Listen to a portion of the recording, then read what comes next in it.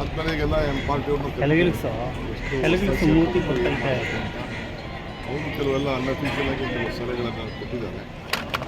Official ಆಗಿ ಅವರ ಸಲಹೆ ಕಾರ್ಪೊರೇಷನ್ ಎಲೆಕ್ಷನ್ ಮಾಡಲೇಬೇಕು. ಸರ್, ಮುಸ್ಲಿಮರಿಗೆ 4% ರಿಸರ್ವೇಷನ್ ಕ್ಯಾಬಿನೆಟ್ ಅಲ್ಲಿ ಚರ್ಚೆ ಆಗಿದೆ, ನಾಳೆ ಬಿಲ್ ಆಗುತ್ತೆ. ಯಾರು ಹೇಳಿದ್ದು 4% ಮುಸ್ಲಿಂ ಕೊಡ್ತಾ ಇಲ್ಲ? 4% ಅನ್ನೋದು ಸುಳ್ಳು. ಇನ್ನೆಷ್ಟು ಪರ್ಸೆಂಟ್ ಸರ್? ಅಲ್ಪಸಂಖ್ಯಾತರಿಗೆ ಅಂತಿದೆ. ಅಲ್ಪಸಂಖ್ಯಾತರು, ಬ್ಯಾಕ್ವರ್ಡ್ ಕ್ಲಾಸು ಅಂತ ಇದೆ. ಎಲ್ಲ ಮೈನಾರಿಟಿಯಿಂದ ಎಲ್ಲರೂ ಸೇರ್ತಾರೆ.